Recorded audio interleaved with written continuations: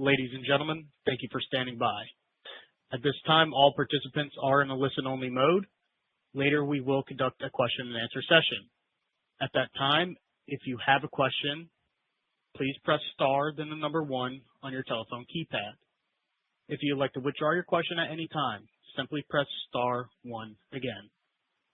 I'd now like to turn the conference over to Dan O'Neill. Please go ahead, sir. Good afternoon. Thank you for joining our earnings call for the second quarter of fiscal 2026. Today, I'm joined by Bill Brennan, Credo's Chief Executive Officer, and Dan Fleming, Credo's Chief Financial Officer. During this call, we will make certain forward-looking statements.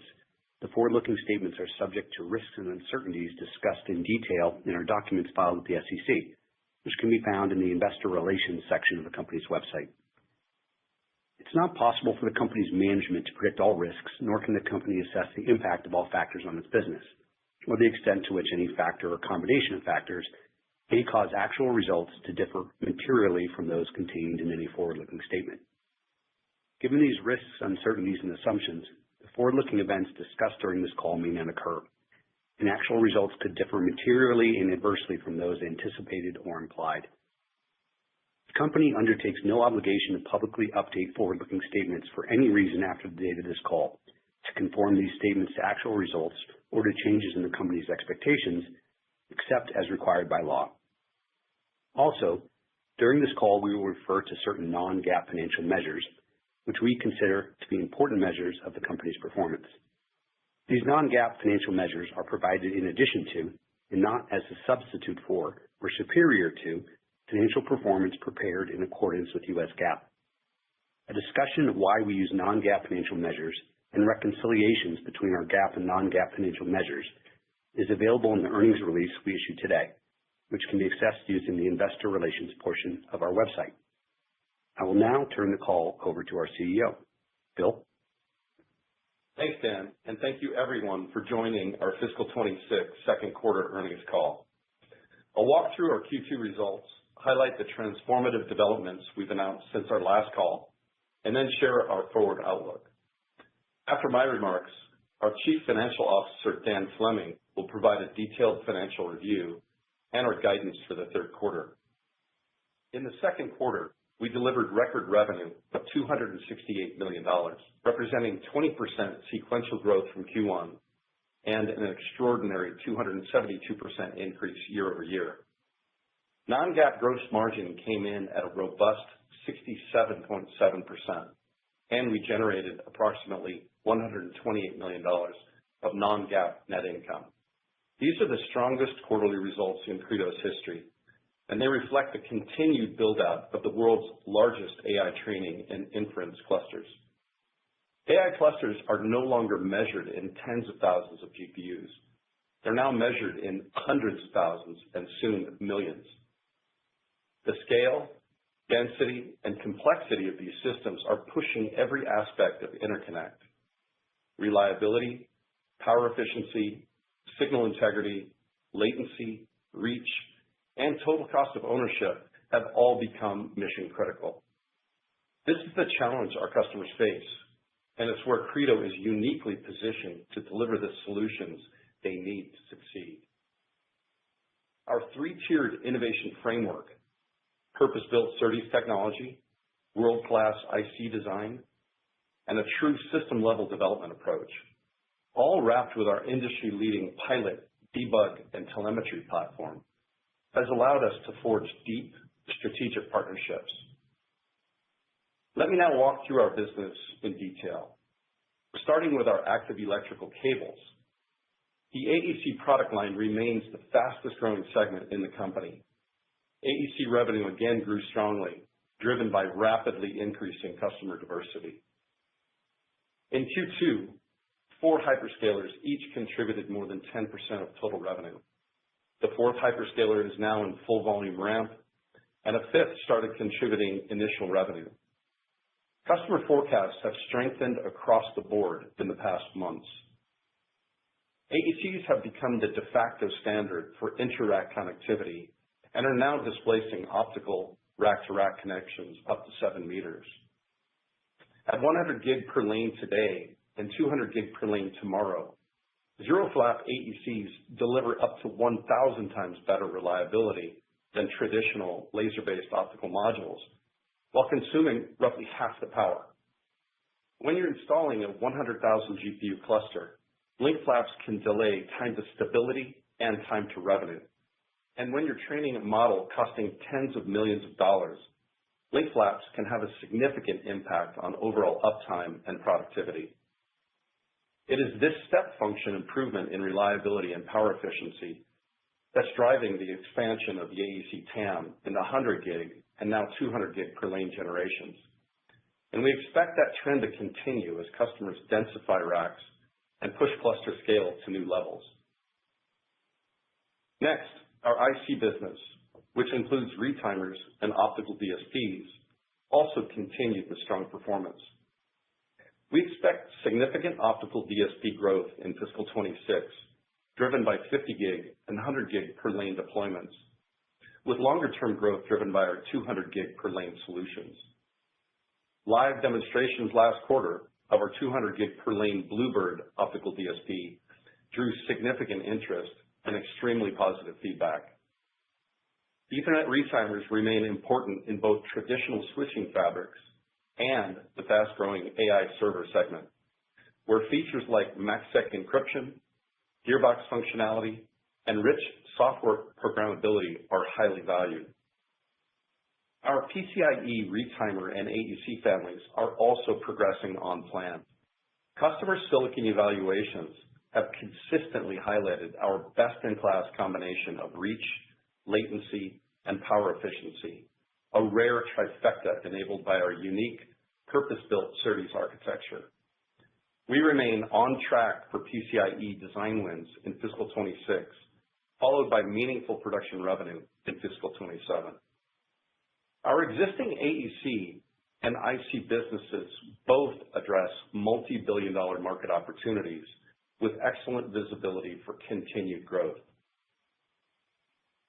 But the truly exciting part of this quarter is that we've added 3 entirely new growth pillars, each representing distinct multi-billion-dollar market opportunities that significantly expand our total addressable market and extend the reach and depth of our connectivity leadership. The first new growth pillar is zero-flap optics, the first laser-based optical connectivity family that delivers AEC-class network reliability. Enabled by a customized optical DSP that is tightly coupled with our Pilot software and integrated with a switch-level SDK, our zero-flap optics integrate with our customers' network software. Link health telemetry data on each optical link enables autonomous detection and mitigation of conditions that cause link flaps before they bring down the cluster. This enables a step function improvement in network reliability. We're currently in live data center trials with our lead partner, and we expect to begin sampling a second U.S. hyperscaler later this fiscal year. Our ZF optics solutions expand our addressable market to any length of connection within the data center. We anticipate initial revenue in fiscal 27 and long-term, a market that will be a multi-billion-dollar opportunity. The second new pillar of growth was announced in September. Credo has combined forces with Ottawa-based Hyperloom, a team of experts specializing in high-performance micro-LED technology.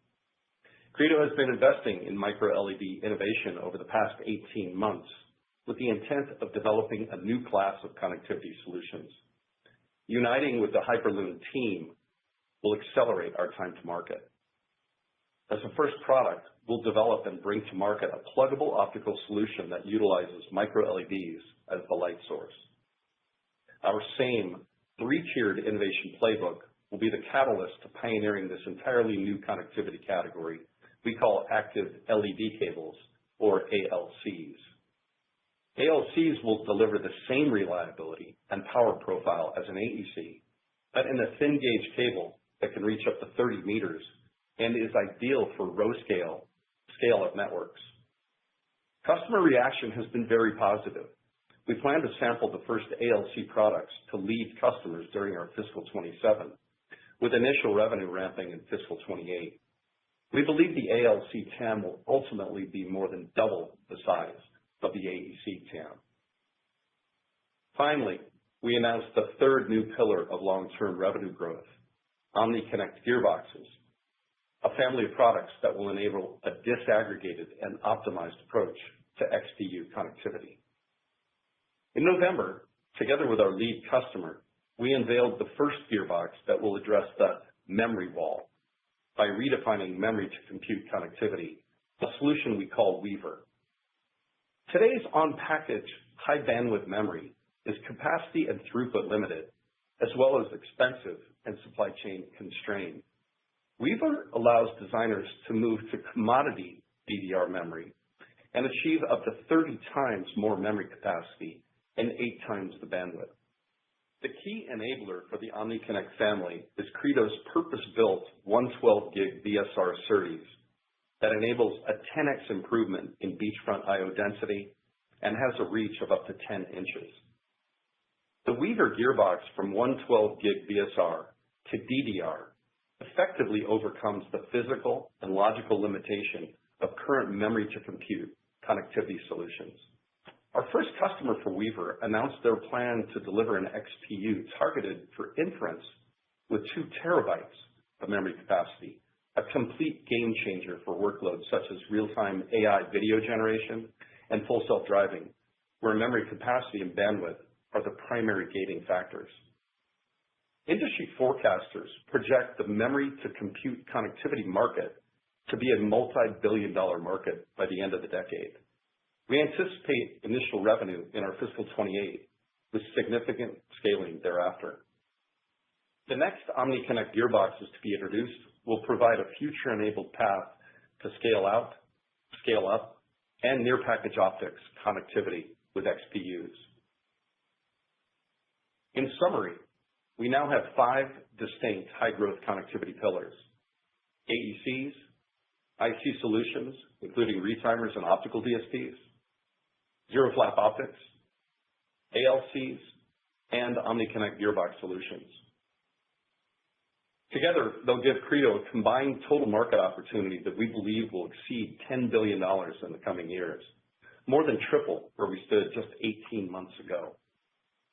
Looking forward, we couldn't be more excited about the combination of continued growth in our core AEC and IC businesses, plus the upcoming ramps of zero-flap optics, ALCs, and OmniConnect gearboxes.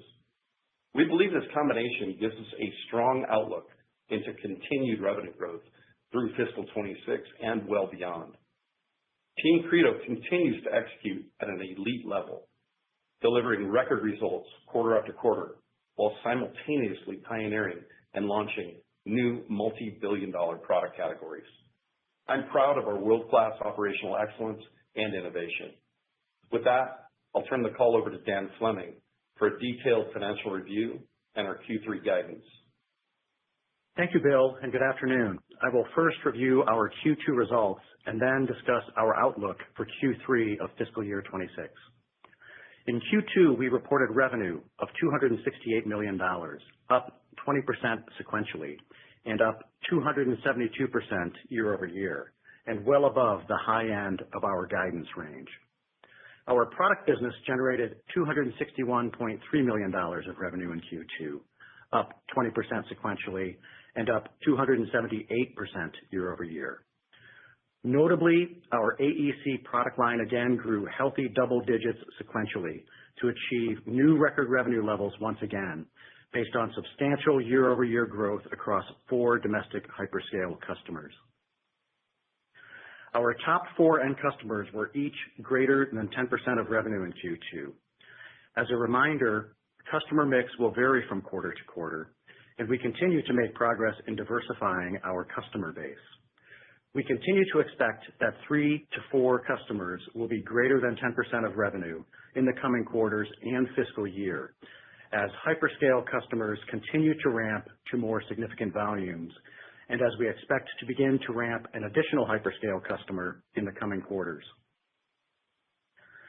Our team delivered Q2 non-GAAP gross margin of 67.7%, above the high end of our guidance range, and up 11 basis points sequentially. Our product non-GAAP gross margin was 66.8% in the quarter, up 18 basis points sequentially and up 469 basis points year over year. Total non-GAAP operating expenses in the second quarter were $57.3 million, slightly above the midpoint of our guidance range and up 5% sequentially. Our non-GAAP operating income was $124.1 million in Q2, compared to non-GAAP operating income of $96.2 million in Q1, up demonstrably due to the leverage attained by achieving more than 20% sequential top-line growth, while OpEx growth was in the mid-single digits.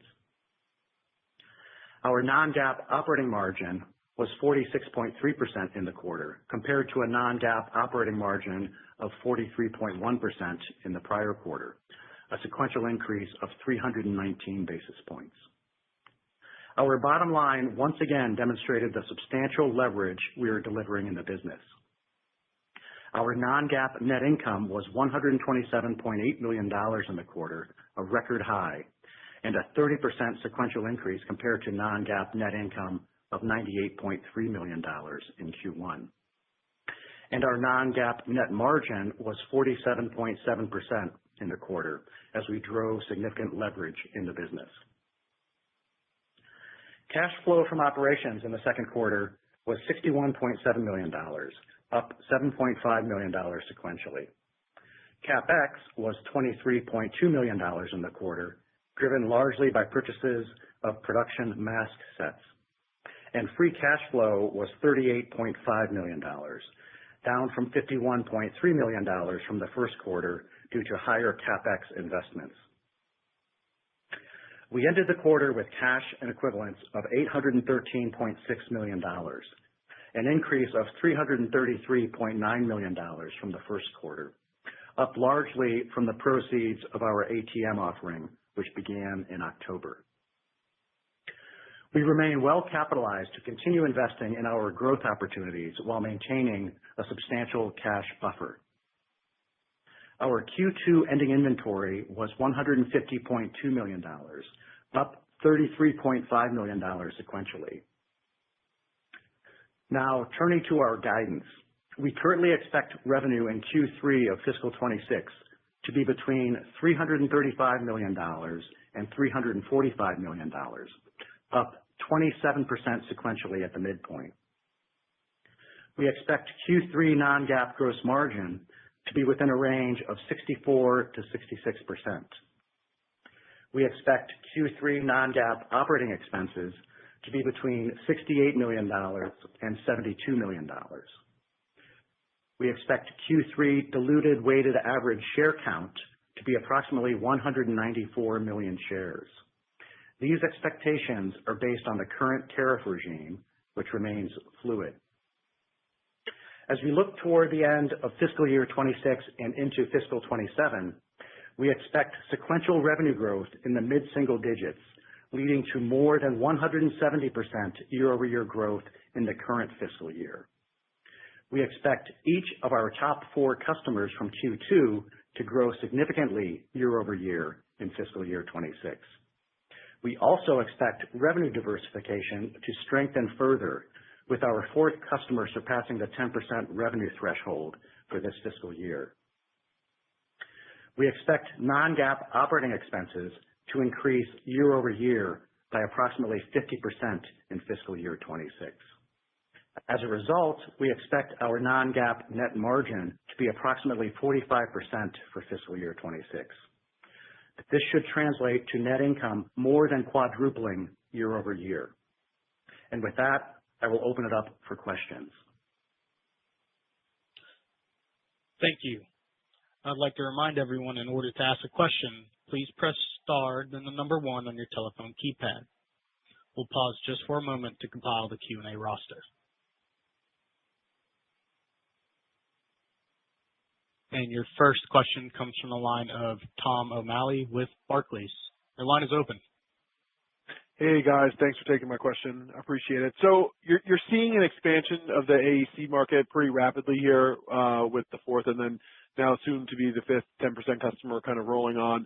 I found it interesting amidst what is clearly like a really strong ramp in the AEC market. You're able to say that when you look at the ALC market, you could see that being double the AEC TAM. So talking big numbers, maybe you could spend a little time talking about whether that's unit driven, whether that's ASP driven. Just surprised given the size, given how well AECs have done. Thank you. So I think it's a combination of both the quantity as well as ASPs. Now, when we think about ALCs, it's really an ideal product from the standpoint of delivering the same reliability as AECs, which is really the most critical factor right now with host to T0 or GPU to switch connections. Also, from a power efficiency standpoint, it's in the same class as AECs. I would say from a system cost perspective, again, in that same class, what it delivers is a thinner wire gauge and longer length. And as we see the scale up networks really going from inter-rack to row scale, we're talking about a tremendous increase in the number of connections. We estimate that it could be up to 10 times that of the number of scale-out connections. And so, yes, we are really, really bullish, and we're strong believers in micro-LED as a technology that's really going to be a game changer for us as well as our customers. And then just on the timing and the scale of the other customers ramping on, maybe you could give us what the percentages of the top four were this quarter, and then any commentary on how large those other customers rolling on will be, just to give us a feel for how one is kind of handing off to the next over the next couple of quarters would be super helpful. Thank you again. Sure, Tom. So for Q2, as we mentioned in my prepared remarks, we had 4 10% customers. The largest was 42% of revenue, and that was the customer that we've in the past said we expect to be the largest customer this fiscal year. The second largest was 24%, which happened to be our first hyperscaler to ramp a few years back. Third largest was 16%, which was our largest customer in Q1. And the fourth was 11%, which is our newest hyperscaler that we've discussed in the past. So when you kind of plot that all out, what you see and what we've been fairly consistent in saying is that the ramp at any given single hyperscaler is never really linear. So we're seeing that with our largest customer from last quarter, taking a bit of a pause this quarter. But our largest customer for this fiscal year, which had been down for the last few quarters, is back up again. So there's definitely a give and take that we are managing through. And again, we have 12-month visibility, in some cases even greater visibility with our customers in order to be able to manage that through the course of time. Hard to predict exactly how things are going to fall quarter to quarter, longer term. But hopefully that gives you a kind of a flavor as to what we're seeing kind of on the ground right now today. And your next question comes from the line of Tore Svanberg with Stifel. Your line is open. Yes, congratulations on the solid results. Bill, I had a question on your sort of 3 new product lines here, obviously all in the optical domain. First of all, could you maybe elaborate a little bit on how much you're focusing on the system level products? Because obviously in copper, yeah, you have system level products, but the 3 areas in optical, how much of those should we assume are systems? And then I have a follow-up. Thank you. Yeah, so we've been very consistent in talking about our intent to continue to expand our portfolio at the system level. And I would say that yes, ALCs as well as ZF optics, those are both optical solutions. But the OmniConnect family will be initially copper-based, and then longer term will offer near package optics options with that. And so I think that from the standpoint of delivering value to our customers, we are very much focused on delivering non-commodity, non-IEEE standard, well beyond what that standard, calls for. And I think ZF Optics is a great example of that, in a sense that, going back 18 to 20 months ago, we really, heard strong feedback from multiple customers that reliability was the top priority as, people became more familiar with the issues that they were seeing with building out AI clusters. And so with one of the customers that we were on stage with at OCP, we got to work thinking about how do we integrate higher level within the stack? How do we integrate within the network software for that customer within their AI cluster? And so the concept is, how do we provide more visibility, more telemetry? How do we make that information available and actionable at a network level? When we think about, the opportunity that we're creating for our customer here is it's really creating almost like a check engine light, being able to set a threshold on links, all of the links within a cluster, and being able to sense real time when any of those links are degrading. Being able to set a threshold, and once that signal integrity drops below that threshold, being able to action it by, in an orderly fashion, taking that GPU out of the cluster before you see a link flap that could potentially take down the cluster entirely. And so, that type of value add is completely innovative, and it's defining a new class of optical connectivity, and it's very, very targeted for reliability. And that reliability is really with traditional laser-based optical transceivers. So that's been a big investment. We delivered a custom optical DSP. We have the whole pilot telemetry platform is something that we've been working on for many years, and there's a lot of special development work that was done to tightly couple that optical DSP, and then integrating within a switch level SDK. These are all things at a system level that needed to be done to be able to bring this product to market. When we think about ALCs, I've talked about that. That's a game changer. It's basically changing the light source to, at a ground level, deliver better reliability.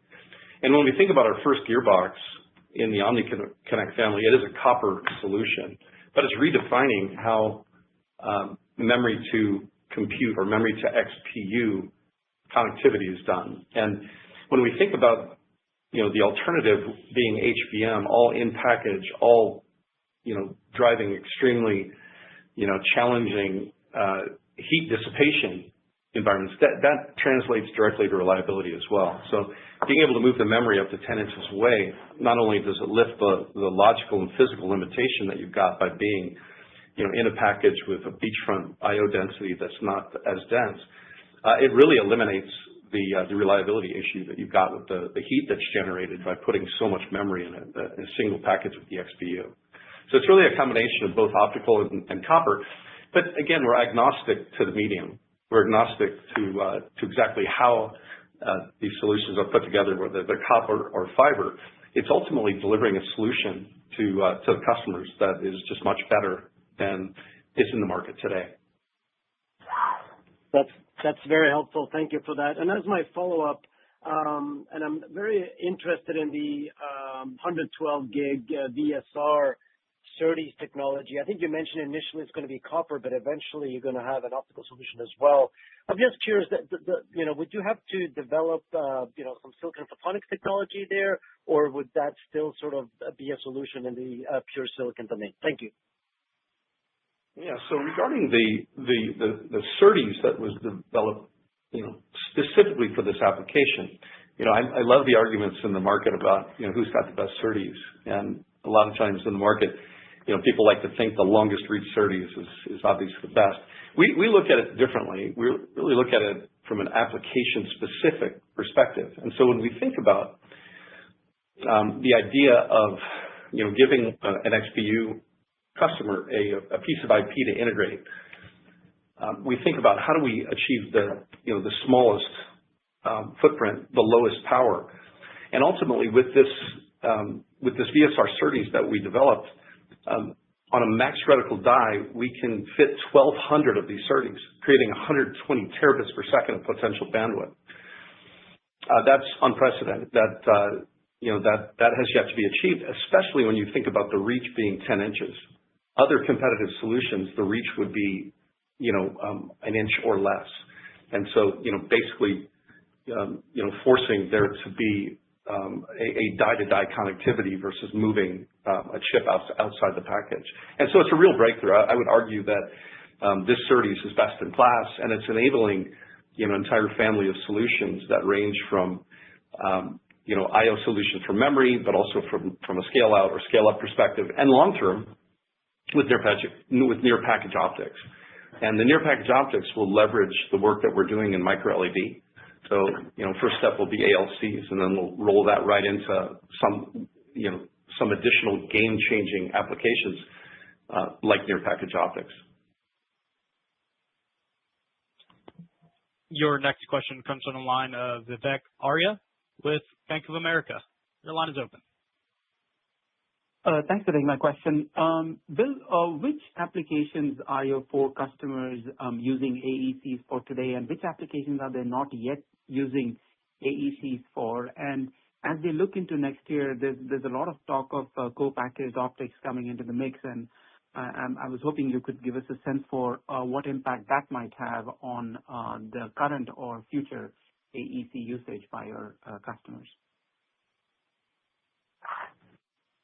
So the different applications that we've talked about in the past have been, number one, front-end network connections, which of course that was the first application to ramp with our first customer years ago.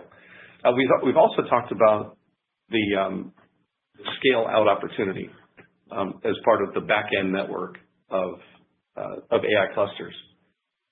The third application we've talked about is switch racks, and that would be, as opposed to buying a chassis filled with switches, you would stack those vertically in a rack, and that backplane connection within a chassis would become a short cabled connection within the rack. Those are the first 3 applications we've talked about, and we are in production with all 3 of those with different customers. We're definitely not fully penetrated with all of our customers, but we are in production with all 3 of those applications. I would say the one remaining application that will be high volume is with the scale-up network, as that network goes rack scale and then ultimately goes row scale, depending on the density and the number of racks that are being deployed. Now, as it relates to co-packaged optics, this has been a long conversation, really, for the 12 years I've been involved in this industry. There's been a conversation about, moving to a co-package. It's changed names or changed acronyms over time. But I think that, before it takes off in a really big way, there's, got to be answers to the pitfalls that are very, very well known. Number one, related to reliability, serviceability, maintenance, cost, of course. And we think that there's solutions that are going to be more optimized from a power standpoint, more optimized from a reliability standpoint, and we're focused on bringing those solutions to market, really maybe even within the same time frame as people talk about co-packaged optics. So there's been lots of demonstrations, but we don't see a lot of customers moving forward in a big way that would have an impact on us. I think it's safe to say that, from that host to T0 connection perspective, reliability is top, absolutely, top of the list on priorities. So I think that's obviously the high volume part of the market, and we don't see that, moving to CPO anytime soon. Got it. And for my follow-up, I'm curious, how does your ASP lift from the 100 to 200 gig per lane compared to the lift that you have seen and are still seeing in the 50 to 100 gig transition? And, does the competitive landscape change as you start moving to 200 gig? Does that new application create a bigger opportunity for some of your competitors? Thank you. I think the question is a bit more complex than just thinking about moving from one lane speed to faster lane speed. Our ASPs are highly dependent on the number of connectors in the SKU, the devices that we're using within those connectors, and the length of the connections. And so it is safe to say that we have had some uplift going from 50 to 100 gig, and I believe there's going to be an uplift going from 100 to 200, but I can't kind of categorize it simply. But I do think that naturally there will be an advantage as we move to faster lane speeds. Your next question comes from the line of Quinn Bolton with Needham & Company. The line is open. Hey guys, congratulations on the nice results and outlook. I guess, Bill, I had a question just on the supply side of things. I think looking at the 10K you guys put out, you list BizLink as sort of your sole provider of AEC cable manufacturing, and obviously the forecast here is getting pretty big pretty quickly. How are you feeling about AEC supply? Are there any constraints you're working through? Anything to call out on the supply front? I think we're entering a period of time where we will be talking about supply constraints more frequently. Now, as it relates to our AEC volumes, I don't see I don't see a concern related to the quantity that we can produce with our partners. I think we've proven that over the last year that we can ramp significantly in a very short period of time. So this is a completely different equation than thinking about a wafer foundry. And so I do over the last 2 to 3 months, we've really seen an increase in the conversations around what is the total potential wafer demand in the market for next year and the year beyond and the year beyond that. And I do think that if we look at it from a demand standpoint, the market in general is going to kind of quickly get to the point where we're kind of almost self-regulated by foundry capacity. And so I don't want to be too controversial talking about it, but I think from an advanced node perspective, I think it's going to be a more frequent conversation about capacity constraints at a wafer level. Now, as it relates to Credo, I think that a couple of things give us an advantage. We've talked about, if you remember, the N-1 process strategy, which is we've always had a strategy to be in older geometry processes than our competition if we can deliver best-in-class power, best-in-class die sizes, and best-in-class performance. And so we've done that successfully over time. So right now, 12 nanometers are our workhorse. And that's not as tight as say, 3 nanometer or 5 nanometer. And so we feel pretty good about where we are just related to, a situation where there's an increasing demand across the board for wafer volume. But I also will say that our foundry partners are very, very well in tune that the connectivity solutions, the relatively small die size connectivity solutions are critical for shipping GPUs. You can't really ship GPUs without connectivity solutions. And so I think for a couple of reasons, I think we're going to be able to manage our way through that. Now, as far as our partners within the AEC product, this is why, being vertically integrated like we are gives us an advantage, because I've got a system level supply chain team that is, making sure that all of the partners that supply components that go into the AECs, that they've got as much visibility and much commitment as they need to go build out what we see needed in the future. And so I think, great question. I think it's going to be really topical as we go through calendar 26.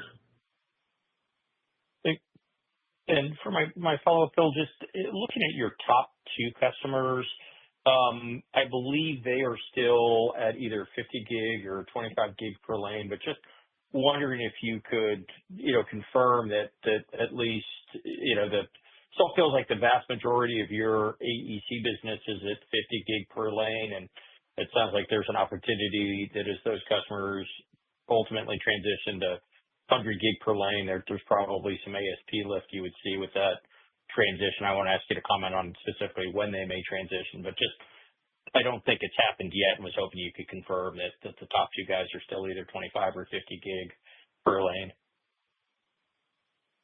I'll confirm that we're in production with 25 gig per lane, 50 gig per lane, as well as 100 gig per lane. And probably one of the fastest growing parts of our business has been the shipments of 100 gig per lane solutions. And so you're right that it's not so simple for me to categorize it. I do think that over time you'll see the entire customer base moving to 100 gig per lane and then making a move towards 200 gig per lane over the next 2 to 3 years. So I think generally the trend that you're referring to, I think that we can say generally that it's accurate. That we'll see uplift as the market migrates towards faster speeds. Your next question comes from the line of Suji DeSilva with Roth Capital Partners. Your line is open. Hi, Bill. Hi, Dan. Congrats on the progress here. Maybe you could talk about your customers now. When you first IPO'd, you had a handful of customers. Now you're, gaining with 5 customers here potentially. For the hyperscalers that don't kind of use you at a scaled level, 10% plus type levels, I know you're in all of them at some level. What is the difference between the customers you haven't penetrated yet and the ones, you're getting to 10+% in various quarters? We look at every one of the hyperscalers as almost a different market. They're all trying to maybe solve the same problem generally, but there's so many different ways to solve those problems. And so network architecture is very much specific to each one of our customers. And, I can tell you that, the first program that we engage with, typically that's led to many other programs within the same customer. And I think that as we think about the customer base right now, we think of 6 hyperscalers in the U.S. and we think of a handful in Asia. But I think we're going to be talking more and more about that next tier of customer, because I think it's going to be possible to drive pretty big numbers with that next tier of data centers.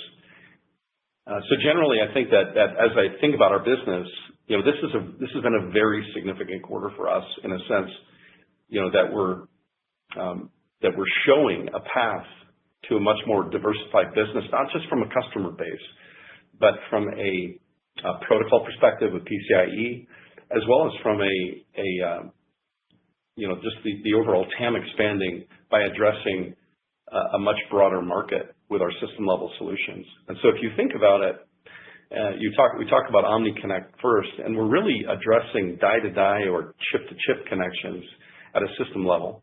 And when you think about retimers, those connections can probably be up to a half to 1 meter, and typically on an appliance card or a switch card. When we think about AECs, up to 7 meters. We think about ALCs up to 30 meters. And we think about ZF optics, up to 1 kilometer or beyond, whatever the maximum length is within the data center. And so I think in the past 90 days, this has been probably the most transformative from a news standpoint. We've been working on these things for 18 months or so, but now being able to talk about it, I think it shows a clear path to a much more diversified company long term as we think about moving the company from that $1 billion threshold in revenue annually to $5 billion and beyond over the next several years. Okay. Appreciate how you classify the product there for us. And then my other question is on manufacturing. I know with AECs, you're doing the cable manufacturing in-house, selling the entire cable solution. Is it the same strategy for ALC? Will it be modules versus cables, outsourcing? Any color there would be helpful. The strategy for ALCs will be very similar to the strategy for AECs. We intend to own the entire stack, take accountability for the entire system solution. And so we'll see as that develops that, that'll be a very similar model to what we've got today with AECs. Your next question comes from the line of Vijay Rakesh with Mizuho. Your line is open. Yeah. Hey, Bill and Dan, congratulations here. Just a quick question on the scale-up. Do you see those revenues start to ramp in second half calendar 26? And I think you mentioned active LED cables, ALC in calendar 27. Is that the way to look at it? For scale-up specifically, we're going to enter that market with PCIe Gen 6 solutions. Now, of course, we'll entertain Gen 5 in the interim, but really the product is targeted for Gen 6. We'll bring both retimers and AECs to market simultaneously, and we see a big opportunity for both. If I think long term, that will migrate to faster lane speeds, and PCIe Gen 7, is absolutely a conversation. We'll deliver products to the market, to meet that protocol, that Gen 7, 128 gigabits per second per lane protocol. But also there's a huge conversation about 200 gig per lane. And, over time, the protocol war will settle down and ultimately one or two or even three will be in production. We feel good about that because all of the things being discussed right now at 200 gig per lane use the same IEEE SerDes. And so we've talked about being protocol agnostic for the 200 gig per lane generation. And I'll say that, all of the products that we've talked about, we're going to be delivering solutions for scale up with all of those products, including AECs and ALCs. And if the market moves towards longer connections, we will surely move to ZF optics as well, but that's yet to be determined. Got it. And then longer term, as you're obviously seeing a pretty strong AC ramp, how should we look at the gross margin profile as optical DSPs are starting to ramp as well? Just longer term, how to look at those margins? Thanks. Yeah, we've been very consistent in saying, our long-term expectation for gross margins is, in the 63 to 65% range. So we are clearly at a point in time right now where we're a bit above that, but we don't expect that to be the case longer term. If you look at the more medium term, probably, we guided to 65 at the midpoint. So we'll be kind of near that high end of that long-term expectation. But just longer term, expect that to settle down into an area that historically companies like us have been in. Your next question comes from the line of Sean O'Lohan with TD Cowen. Your line is open. Hey guys, thanks for letting me on the call, and obviously congrats on the great results. I had a question about the ALC technology and your relationship with Hyperloom specifically. I think, Bill, you just alluded to having been working on this, for the last 18 months or so, and I would assume that that's kind of how the acquisition came together. And then, so maybe just talk about that, and then if you could address, if we're sitting here in 2027, 2028, and ALCs haven't ramped, is this because of a technology problem that you guys still need to figure out, or is it because of a business problem that maybe the market didn't go the direction that you thought it would? Thanks. I think it goes back a couple of years ago that we first became very interested in micro LED technology as an option to bring really differentiating products to market. First with ALCs, and then the second step is to answer some of the pitfalls of near package optics. The first couple of companies that we engaged with were independent companies, and ultimately we made the decision earlier this year to basically bring the technology in-house, bring the team in-house, so that we could have a very predictive outcome on time to market. And so at this point, what we've learned over the last 18 months to 2 years is significant. The team that we've combined forces with, Hyperloom, we feel like right at this point it's more of an execution play. It's not really so the technology I think is well along the path of being developed. Now it's just an execution play, bringing it to market. And so I feel confident about bringing a product to market in our fiscal 27 and ramping first initial ramps in fiscal 28. From the standpoint of our confidence on this, as far as this being a product that's going to resonate with our customers, I think that we've got several years under our belts bringing new products and categories of products to market. The initial conversations with customers, I don't see any major barriers to overcome from the standpoint of customers accepting the product. These are going to be these are going to be bookended solutions, so they're going to be delivered in the form of a cable. And the bottom line is, when we deliver on the promise of reliability, power efficiency, and system cost that's equal to AECs, but you get a thinner wire and you get longer length, I mean, it's really the perfect type of product. And so I really again view this as more of an execution challenge, and I feel very good about the team we've got in place, the additions that we've got planned over the next 12 months to make sure we get this right. Yeah, thanks for that. And then quick follow-up on ZF Optics. Understanding that they're a system-level solution, is there a line rate or a lane rate that the ZF Optics platform is targeting to intersect with, or is it relatively agnostic, can be leveraged at 50 gig, 100 gig, 200 gig per lane type of applications? It can be leveraged across the board. The first product that we'll go to production with is 100 gig per lane. It'll be 800 gig ports that we're addressing. But there's definitely a path to 1.6T. But if we had a customer that wanted to bring a product to market that was 50 gig per lane, there's no issue with that. Awesome. Thanks for the color, guys, and congrats again. Thanks. Your next question comes on the line of Christopher Rowland with Susquehanna. Your line is open.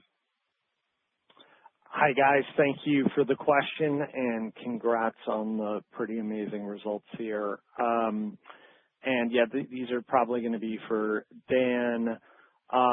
So you guys, in a very good way, kind of blew up my old model. I think you guys talked about more than 170% year-over-year growth. Perhaps we can put some brackets or talk about next year. Obviously, we'll have a deceleration. But do you think that we could grow at a rate similar to the street where it was, or do you think that needs to come down a little bit, just given the better results for this fiscal year? Just any sort of commentary as to the growth rate for next year would be phenomenal. Yeah, so in my prepared remarks, I specifically said, mid-single digits revenue growth sequentially through fiscal 27. So that's the expectation that we've set. We set that expectation probably 3 or 4 quarters ago as well, as if you go back and look at things, and we've outperformed that. So sure, things could change, but we're not setting any expectation that's different from what we said. Okay. Thank you very much for that. I guess I don't know. Were we at the higher end of mid-single digits, and do we move lower just given the better results? And then my second question, Dan, is around OpEx. So a pretty big guided bump for next quarter. maybe talk about that. Is that just a bunch of engineers coming on? Is that more one time? And then do we take that bump and then just forecast it across every quarter moving forward? How should we think about that? And or like just, what do you think OpEx might grow at a percentage of revenue, if that's easier to discuss, however you would frame it? Yeah, so let me just first state that we're continuing to manage our operating expenses in order to support the revenue growth that we foresee.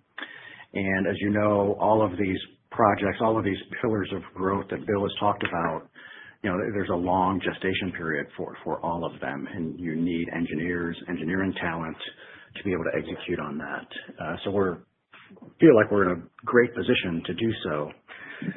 Our Q3 OpEx guide was up more than it has been in the last few quarters, up 22% at the midpoint.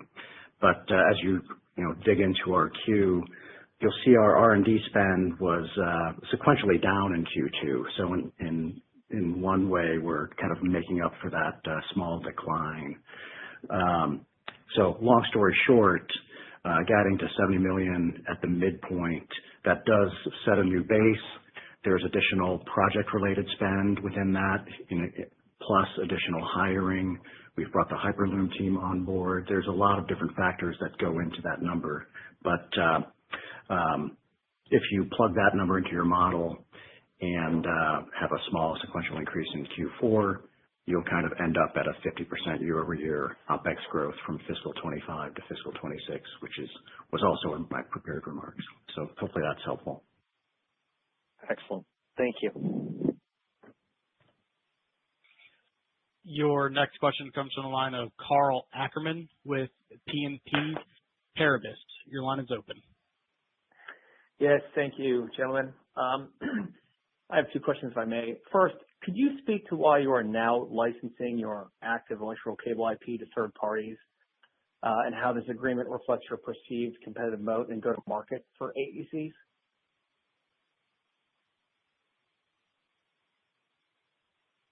To give background on the case that we filed with the ITC, this is a market, the AEC market, that Credo pioneered over the last 7 or 8 years. We spent tens of millions of dollars establishing the innovations required to build these products. And it's great to see that the product category has realized what we felt would be a multi-billion-dollar market potential. And so along the way, we've been pretty communicative with others that are in the market or showing intent to enter the market that we've got IP, and we're intending, to make sure that there's respect for that IP. And so, we got to the point where we felt it necessary to file with the ITC because we weren't getting, great respect or great acknowledgement of, the fact that the path was pretty well defined by Credo and our engineering team. And so I think we feel really good with where we are. We never thought about this market as being, a market that would take off if there was a single supplier. And so our customers all want multiple suppliers.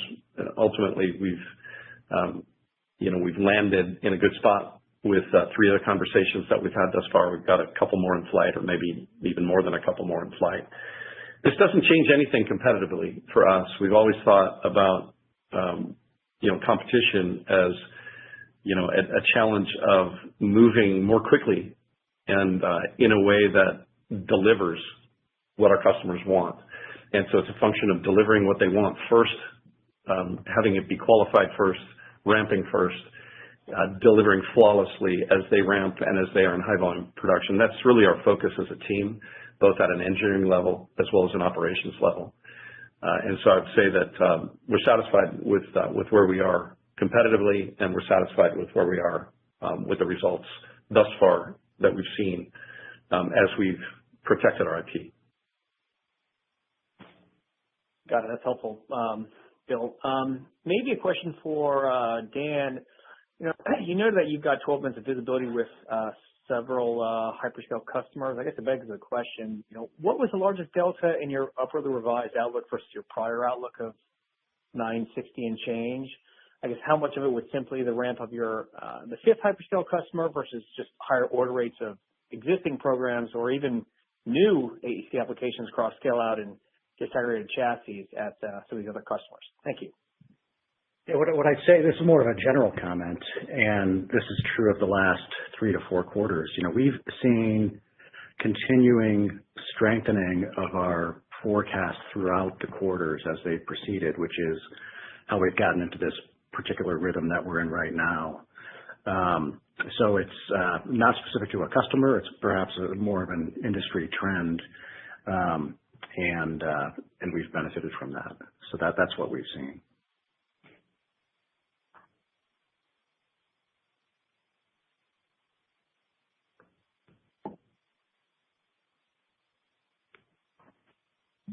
And your next question comes from the line of Joseph Cardozo with JP Morgan. Your line is open. Hey, thanks for the question. Maybe for my first one, I just wanted to touch again on the entry into the optical transceiver market beyond just DSPs. This is obviously a very large and expanding TAM, but perhaps one where current industry margins are somewhat below your long-term targets. So maybe can you just take a second and just talk about how you're thinking about the margin opportunity here, and also curious whether you're focused on just selling the full modules or if there's an opportunity to drive attach of the DSPs, pilot software, et cetera, and sell those building blocks of the zero flap solution to potential customers. And then I have a follow-up. Thank you. Yeah, we're absolutely thinking about this product in a similar way that we think about the other system level products. We're going to take full ownership and accountability for the entire system level solution. So we're not necessarily competing in the current commodity market. If a customer is looking, for that step function in reliability that you can get by going up the stack with the solution we're bringing to market, absolutely. But it's not a conversation about, what is the price of a transceiver in the market. This is really a system level solution. And so it's a combination of all things, DSP, it's a combination of, the software that we're bringing. And it's really most importantly is the tight interaction that we've got with our customers. And so I think we've been really clear, and I think Dan specifically has been clear in stating that we don't see any change to our long-term gross margin model. Nope, got it. Very clear, Bill. And then maybe just a quick clarification on the fifth customer in the quarter. And maybe this is anecdotal, but it sounds at least like they're tracking ahead of expectations relative to last quarter with some initial revenue this quarter, but just wanted to clarify if that was the case.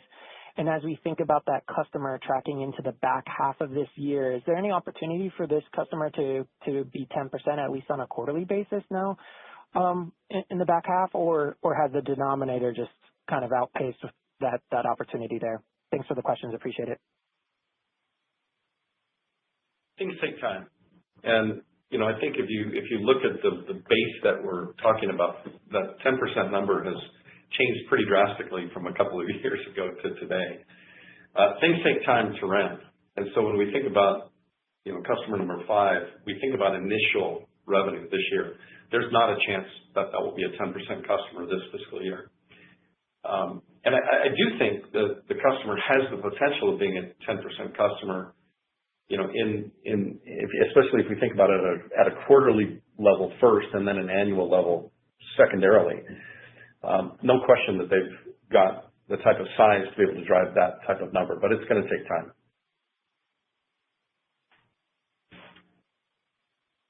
And your last question comes from Sebastian Naji with William Blair. Your line is open. Yeah, thanks for squeezing me in here, and congrats on a nice set of results. I'll ask both my questions together in the interest of time. But the first one is, Credo has an advantage in that it's agnostic to the underlying compute. Could be merchant GPU racks, ASIC racks, even CPU servers. So could you maybe talk a little bit about how much of your business is tied to ASIC versus merchant silicon deployments today, and where that share might go over the next year? And then my second question, I just wanted to ask about the timing of purchases from your customers. How aligned are AEC purchases with the GPU or ASIC purchases? And do customers typically purchase ahead or one after the other? And is there any risk of inventory build if they're purchasing ahead of GPU orders? Thank you. We're not really able to break out the percentage of GPUs that are, say, internally developed or commercially available in the market. We don't actually track it that way. I can say the first comment that you made is absolutely accurate, that we're agnostic to the type of GPU that's being deployed. I will say that from a deployment standpoint, the second question that you asked, my belief is that everything is ordered in a way that would have all of the necessary components being delivered at the same time. It's a very, very complex supply chain that our customers are dealing with, but I think they're ordering the connectivity solutions right along with the GPUs. So we have pretty good visibility within the supply chain from delivering our products all the way to having those products deployed. And so we get a good sense of the type of inventory that exists within the partners that each one of our customers use to stage inventory. And we feel pretty good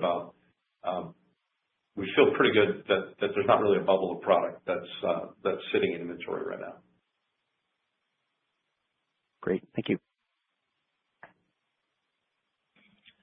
And with no further questions, Mr. Brennan, I turn the call back over to you for closing remarks. Yeah, thank you. I really appreciate the strong interest in Credo. We'll talk to you all soon. We're a little bit off schedule, so the call back might be a bit rushed and a bit delayed. But again, really appreciate it. Thank you very much. This concludes today's conference call. You may now disconnect.